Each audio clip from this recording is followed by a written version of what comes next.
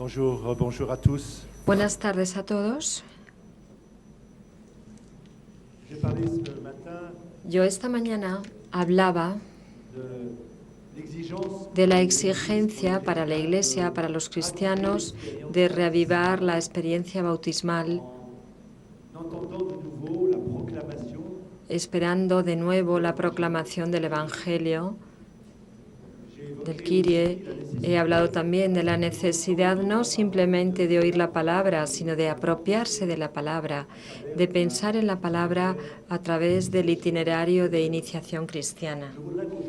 Yo querría hoy, esta tarde, prolongar la reflexión que he empezado esta mañana. Yo hablaba del paso de la fe que hemos recibido en herencia, que a la vez asumimos y confesamos al exterior. La evangelización es un proceso mediante el cual una persona evangelizada se convierte ella misma en evangelizadora. Y en este proceso descubrimos no únicamente que la fe es un don de Dios que hemos recibido en el bautismo, sino que la fe es una respuesta del hombre a Dios que se revela a nosotros a través de su Hijo. Entonces, ¿cuáles son las etapas de esta respuesta que ha de ser la nuestra frente a la propuesta de la salvación?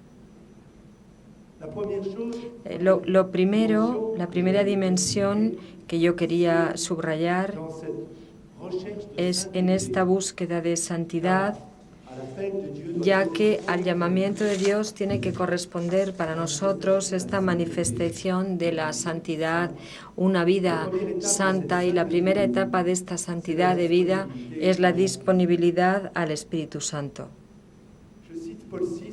Y cito a Pablo VI en Evangelii Nocendi. Las técnicas de evangelización son buenas, pero las más perfeccionadas no podrían reemplazar la acción discreta del Espíritu.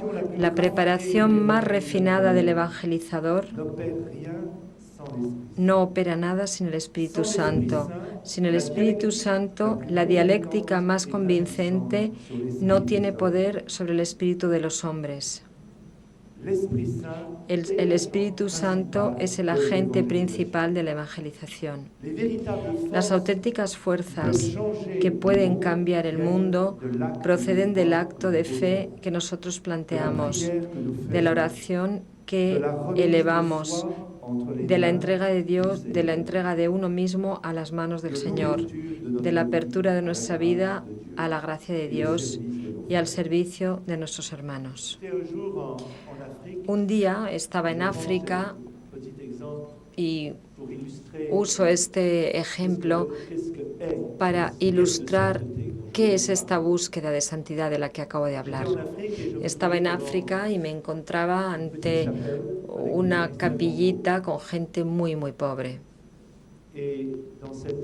Y en esta celebración eucarística había, como en cualquier celebración eucarística, el momento de la colecta, el momento de pedir. Y había una cesta muy grande de hueso que circulaba de una fila a otra, y cada cual pues se ponía pequeñas monedas, y la gran cesta llegó a la primera fila delante de nosotros, y había un niño pequeño, tendría unos 5 o 6 años. Vio llegar esa cesta tan grande, trató de meter sus manos en sus bolsillos y sin duda lo que tenía era agujeros. Bueno, en cualquier caso no había nada en los bolsillos.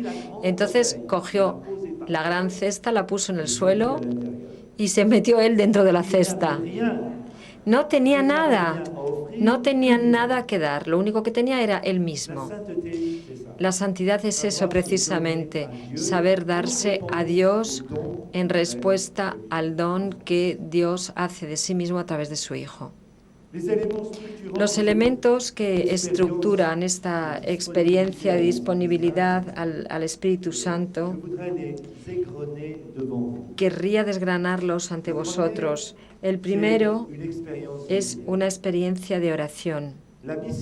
La misión de la Iglesia, nuestra misión, empieza en el cenáculo mediante una experiencia de adoración y de alabanza. Sin el Espíritu Santo, que es el alma de cualquier apostolado, la evangelización se convierte en proselitismo, en propaganda o en una campaña de promoción comercial. Si el Señor no construye la casa, en vano trabajan los albañiles, dice el Salmo 127. La Iglesia,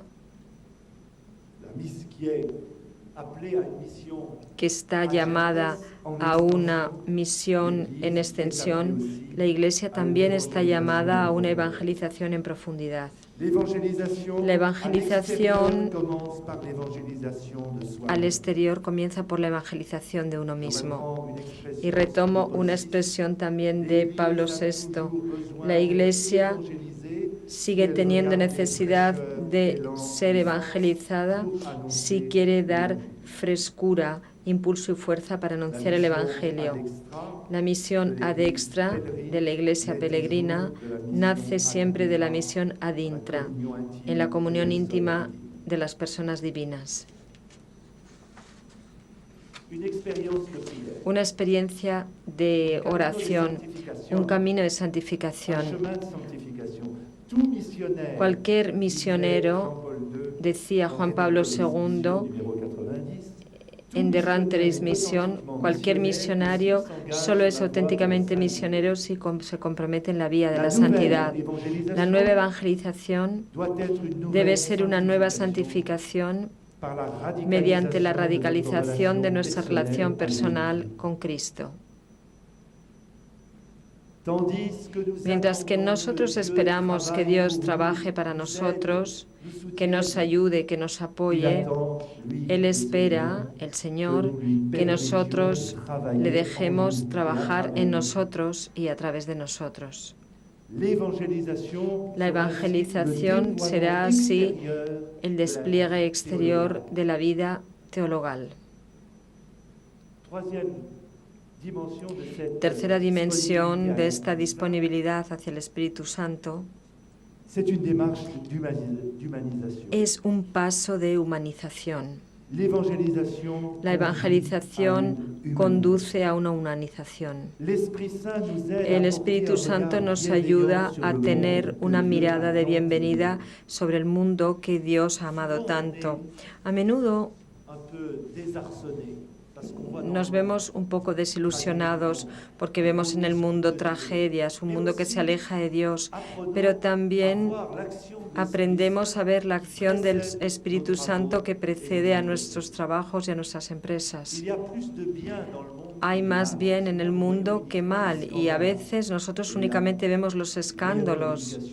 Los medios de comunicación también ponen en valor el carácter escandaloso de las cosas, pero hay todo un aspecto de belleza, de bondad, de acción de la gracia de Dios. Tenemos que verlo, tenemos que tener esa mirada positiva sobre el mundo. Este paso de humanización es evangelizar para tratar de ayudar a todo el mundo a convertirse en sí mismo, y solo podemos convertirnos en nosotros mismos mediante la gracia de Dios. Otro punto característico de esta disponibilidad hacia el Espíritu Santo es el lenguaje de la cruz. No olvidéis nunca que la potencia de la salvación nos llegó a través del lenguaje de la cruz. La palabra de Dios, cuando se toma en serio, nos desestabiliza, nos crucifica. La misión sin la cruz no es la misión de Cristo, como decía el apóstol Pablo en su carta a los Corintios. Y no hay que olvidar que la fecundidad del ministerio para los sacerdotes, del servicio apostólico para cada uno de nosotros, pasa por la aceptación de la cruz. No hay fecundidad cristiana que no sea de tipo de sacrificio. Segunda dimensión en esta búsqueda de la santidad no es únicamente pedir al Espíritu Santo que viva en nosotros, que nos inscriba en un camino de santidad y de santificación, de llevar la cruz de Cristo, de asumir y vivir en la oración, sino que un segundo lugar que yo identifico es la liturgia. La liturgia es el instrumento más eficaz para la edificación de la vida cristiana y la promoción de la evangelización. Es la pedagogía más completa de la fe, ya que conjuga, une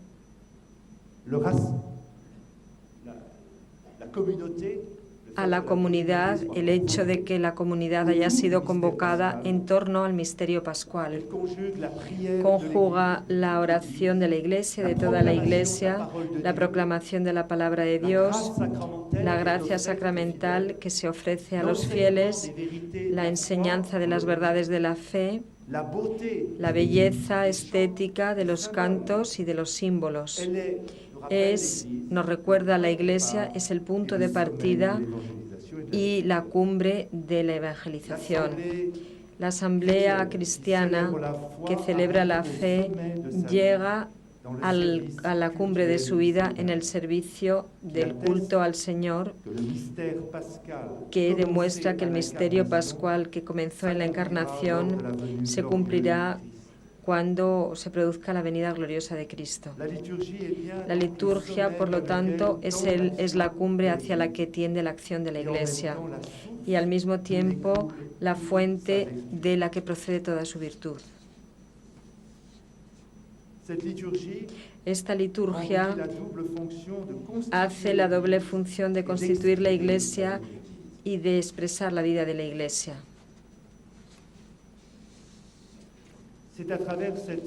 Es a través de esta doble tarea cómo se ejerce en el punto de partida de la misión y de cualquier trabajo apostólico el doble movimiento de glorificación de Dios y de santificación de los hombres.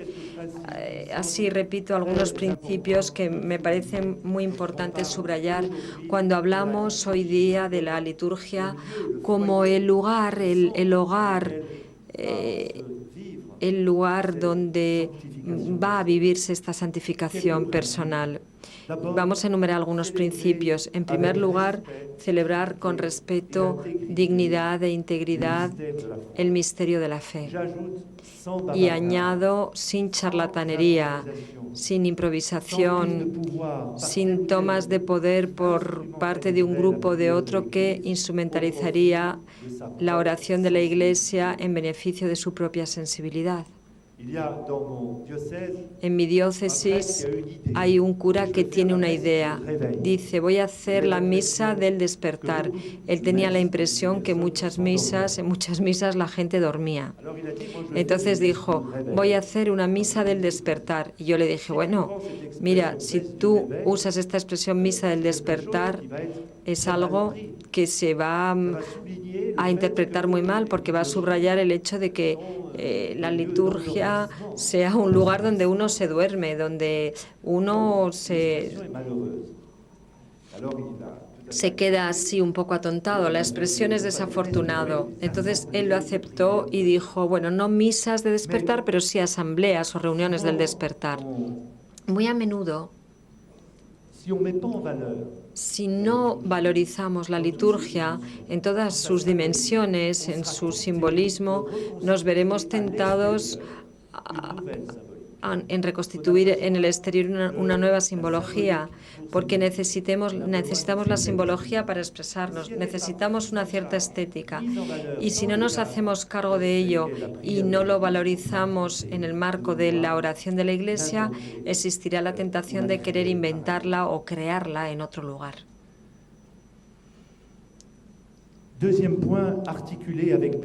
Segundo punto, articulado con pedagogía, la verdad racional de la fe que vehicula la liturgia es la potencia de los símbolos que utiliza.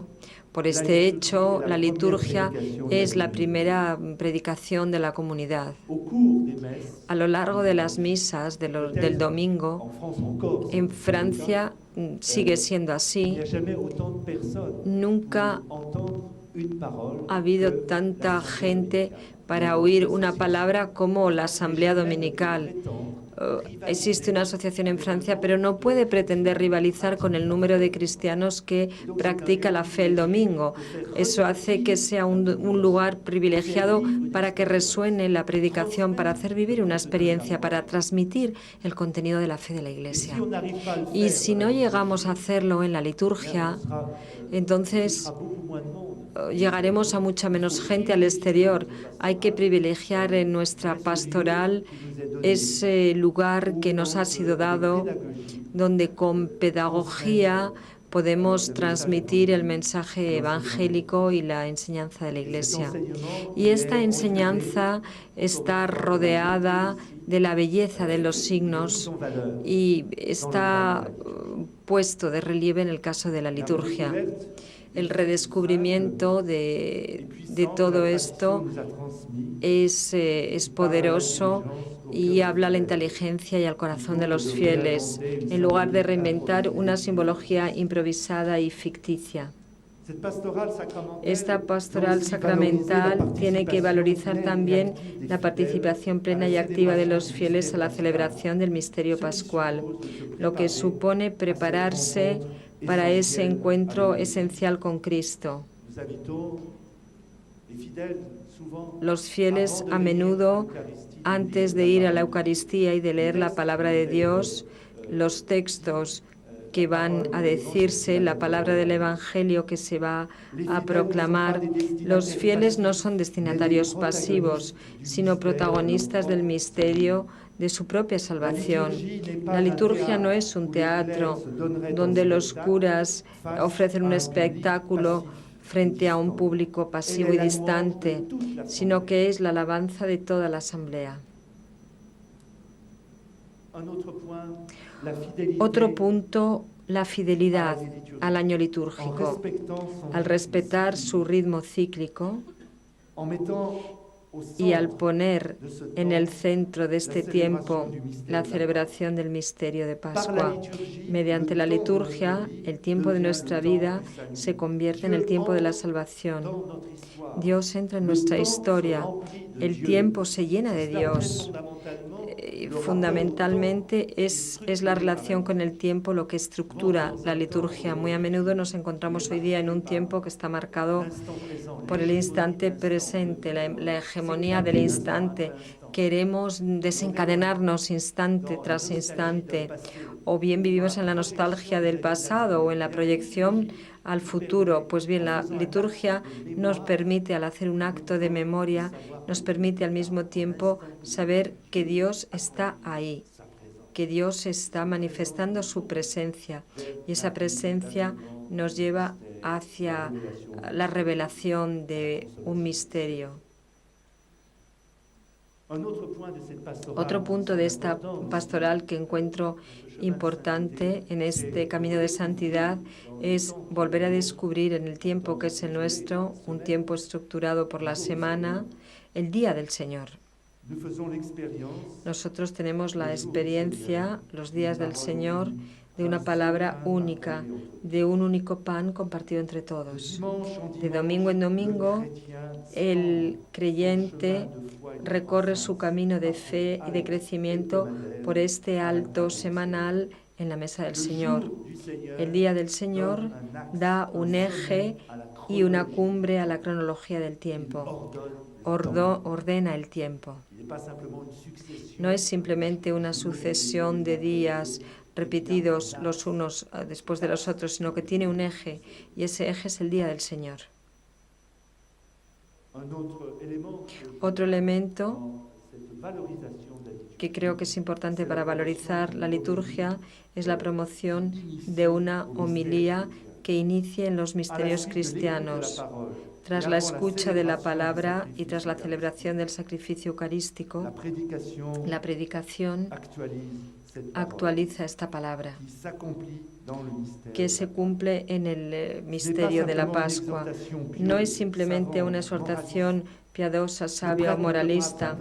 El sacerdote no puede únicamente aprovecharse de la homilía para exhibir su erudición o su intelectualismo o dar un meeting social, sino que la homilía tiene que ser catequesis, catequeo, en el sentido etimológico de la palabra, es decir, un eco de la palabra de Dios.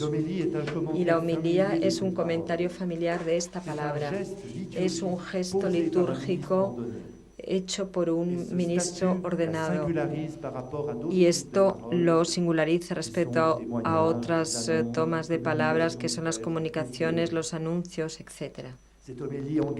Esta homilía compromete el magisterio de la Iglesia y es universal y autorizado.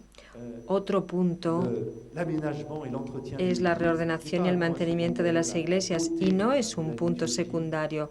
La belleza de la liturgia, del marco litúrgico, del espacio litúrgico, de la iconografía, de la ropa, de los objetos, porque todo ello participa de una valorización del culto al Señor. Nada es demasiado bello para Dios, decía el cura d'Ars. Al ver la sacristía es como se descubre también el estado espiritual de la parroquia.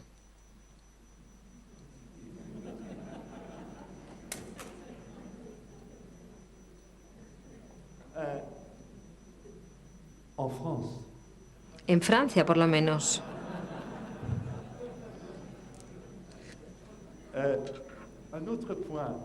Hay otro punto: Eucaristía y misión.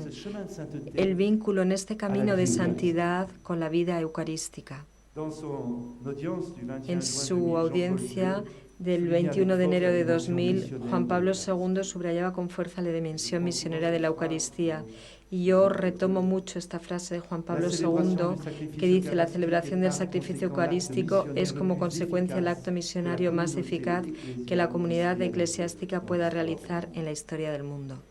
La nueva evangelización tendrá que anclarse en una auténtica renovación eucarística, en una primavera eucarística, dice Benedicto XVI.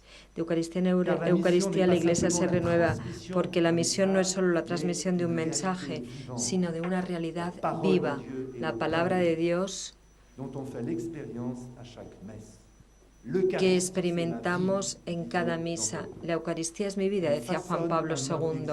Modela una forma de existencia, una manera de vivir, una cultura eclesiástica, volviendo a poner a Cristo en el centro de mi vida. El Cristo que se da completamente para que nosotros permanezcamos fieles a su amor. Dios ya no está solo cara a nosotros, sino en nosotros, dentro de nosotros y nosotros en Él. Nosotros caminamos hacia el Señor con el Señor. El Cristo es al mismo tiempo el objetivo y el compañero de nuestro camino. Por eso esperemos que quiera velar por una promoción eucarística, respetar la dignidad de la celebración, a iniciar el Ars Celebrandi. Y en esta dimensión hay un punto que yo considero muy importante, y es el lugar de la adoración eucarística, que prolonga, prepara e intensifica lo que ha sucedido en la celebración eucarística. Antes de cualquier actividad, antes de cualquier transformación del mundo, dice Benedicto XVI a la Curia Romana en 2005, tiene que existir la adoración. Antes de cualquier actividad o cualquier transformación del mundo, tiene que darse la adoración eucarística. El objetivo de la evangelización es conducir a la adoración y suscitar adoradores, porque la fuente de la misión se encuentra en el propio Dios, en la contemplación del misterio trinitario, en la adoración de un Hijo que eternamente adora al Padre y que es la fuente de la visión y que ha enviado a través de la adoración para que se cumpla la salvación del mundo y llevar a la humanidad al final del viaje hacia la adoración del Padre en espíritu y en verdad. y tenemos muy concretamente a las comunidades muy misioneras que son las más adoradoras. Los grandes misioneros han sido grandes adoradores. La adoración eucarística es fuente de motivación y de ardor para dar testimonio de nuestra fe. Así la experiencia de adoración llevó a Isaías a decir a Dios: aquí me tienes, envíame. Para anunciar al Cristo de una forma creíble, el misionero tiene que ser contemplativo, un contemplativo en acción, decía Juan Pablo II. Otro elemento de esta dimensión de la santidad que tenemos que buscar todos, yo querría subrayar la importancia de la vida consagrada. La indiferencia religiosa hoy día es masiva, multiforme, como si el Evangelio no tuviera o ya no tuviera ninguna influencia en muchos de nuestros contemporáneos. Pero de forma paradójica, esta indiferencia es también una pregunta fundamental que surge por parte de las nuevas generaciones sobre el sentido de la vida, sobre el sufrimiento, el fracaso, la muerte, el amor. El interés por lo sagrado hoy día, la New Age, lo sobrenatural, el exoterismo, traduce una búsqueda salvaje de lo religioso que ya no está a cargo de nadie, que las comunidades cristianas no se hacen cargo de ello. Y esta búsqueda de lo religioso se traduce en un movimiento de un elemento constituyente de la identidad humana, que es la dimensión de la interioridad, la dimensión de la trascendencia. Pero esta vuelta a la interioridad y a la trascendencia, desgraciadamente, está contaminada por el carácter individualista, emotivo, introspectivo, fundamentalista de esa religión de la interioridad, de esa nueva propuesta de espiritualidad que a menudo proviene de la sabiduría oriental, por la deriva de los sincretismos devocionales que arruinan la fe en Jesucristo. Y en una sociedad que está marcada por la secularización y la búsqueda salvaje de Dios, la vida consagrada tiene un lugar muy importante, porque esta vida consagrada es, en primer lugar, una vida dada a Dios, dada a la contemplación de Dios, aunque hay comunidades que son contemplativas y otras que son más apostólicas, pero la estructura profunda de la vida consagrada a Dios es una vida que se da al Señor y donde la oración es de adoración y de alabanza al Señor. Y esto está marcado por la eclipse de Dios, según Benedicto XVI. El testimonio de la vida consagrada subraya que la finalidad del hombre no se puede reducir a este mundo. El compromiso religioso tras Cristo viene a decir hoy día en la tierra al hombre contemporáneo lo que él está llamado a vivir en el cielo. Esta dimensión escatológica de la vida religiosa está aún más de actualidad porque nuestra sociedad tiene un déficit de esperanza. He aquí seres religiosos consagrados en distintas formas que traducen que el mundo al que estamos llamados ya participan y nos traen su testimonio. Y tiene que estar todo en Dios para que esté totalmente en nosotros. Una vida de oración y de servicio y de testimonio, de presencia en el mundo. Entonces este testimonio es muy valioso y yo lo he comprobado en mi ministerio episcopal. ¿Cuántos, por ejemplo, en ambientes o en barrios desfavorecidos, donde hay muy pocos cristianos, la presencia de algún consagrado, de las hermanitas de los pobres, de las hermanitas de Jesús, o aquí, y lo vemos también en Marsella, otras comunidades nuevas o antiguas, esa presencia de la vida consagrada significa un estilo de vida y lleva un testimonio que es importantísimo a hombres, mujeres y jóvenes en especial que no tienen el sentido de Dios. He aquí hombres, seres humanos que significan esa presencia. Es decir, que su vida se ha comprometido con Cristo para significarlo, a veces sin poder decirlo, y estoy pensando en situaciones donde hay una mayoría islámica, pues allí hay que expresarse mediante la presencia, mediante la caridad, y a menudo son respetados. En esta búsqueda de santidad, quiero terminar con un punto que es el de la acogida de los nuevos carismas. ¿Qué entendemos por carisma? Yo entiendo por carisma una nueva expresión de vida cristiana para ponerse a seguir a Cristo y para participar en la misión de la Iglesia. El carisma lo da el Espíritu Santo, pero tiene que haber sido reconocido por la Iglesia, porque no podemos decir cualquiera de nosotros, yo tengo un carisma, no, tiene que haber un reconocimiento oficial de la Iglesia.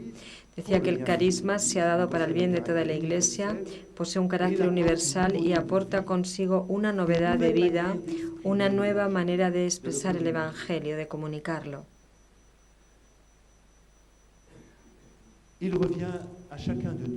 Y viene a cada uno, corresponde a cada uno de nosotros el estar atentos a estas nuevas formas de expresión de la fe.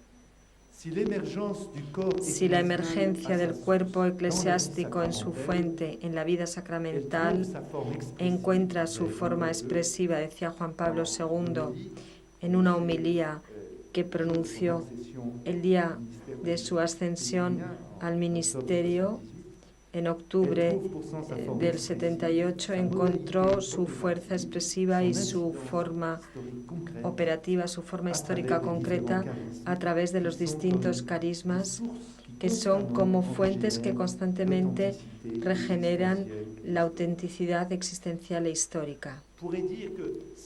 Podríamos decir que si los dones ministeriales y sacramentales comunican al pueblo de Dios la objetividad del misterio de Cristo, los dones carismáticos y proféticos tienden a abrir bajo forma nueva la acogida del misterio de Cristo en la subjetividad de los creyentes y de la Iglesia.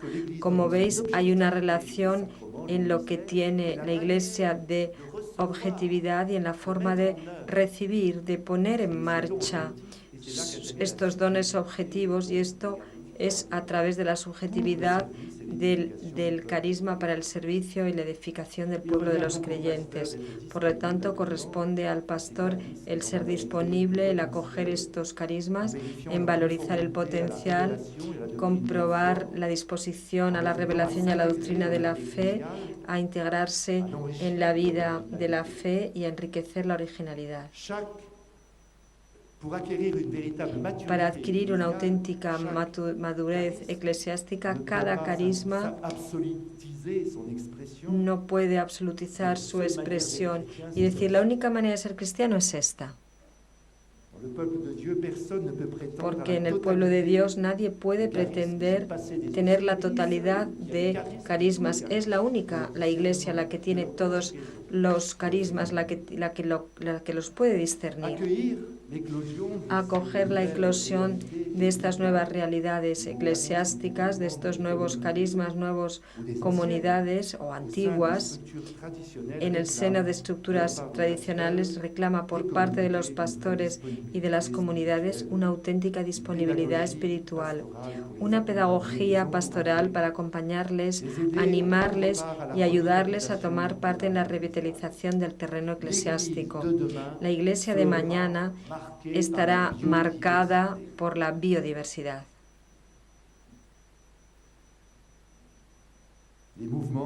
Los movimientos, las nuevas comunidades no son algo puramente accidental, de no sustancial a la vida de la Iglesia. Constituyen otras tantas modalidades originales de vivir los misterios de la Iglesia. Constituyen viveros y aguijones del dinamismo espiritual y misionero de la Iglesia. El Papa Benedicto XVI, Joseph Ratzinger, hizo un documento muy bello en el que muestra cómo a través de la historia de la Iglesia estas nuevas situaciones han sido incubadoras, estimulantes para renovar la expresión de la misión de la Iglesia. Él hablaba de Cristo, de la emergencia, por ejemplo, del movimiento monástico en la Edad Media, hablaba del nacimiento de las órdenes mendicantes, de predicadores, de los franciscanos, que en un momento determinado, que fue difícil, en la Iglesia permitieron atravesar ciertas fronteras, por no hablar de los misioneros en el siglo XIX, que fueron instrumentos de la evangelización. Y creo que hoy día también esta atención de Juan Pablo II y de Benedicto XVI de apoyar estas nuevas situaciones eclesiásticas como portadoras de nuevo dinamismo. Y cuando hablamos de movimientos eclesiásticos, también sucede en la base, en las parroquias, en las comunidades. Hay gente que tiene iniciativas, que tienen un carisma singular. Nosotros tenemos que acogerles, acompañarles, corregirles, apoyarles para que puedan participar en el don del Espíritu Santo que pasa a través de ellos a esta edificación de la Iglesia y a su misión. Yo me detengo aquí en este camino de la santificación que aborda muchas cuestiones, que toca la vida litúrgica, la oración, el lugar de nuevos movimientos y esa atención de la acción del Espíritu Santo que hoy nos hace acoger con una mirada positiva todo lo que sucede en la Iglesia y podemos discernir esta acción y conjugar nuestros esfuerzos a la acción del Espíritu Santo que nos precede. Ahora dejamos un espacio para las preguntas. Muchas gracias por su atención.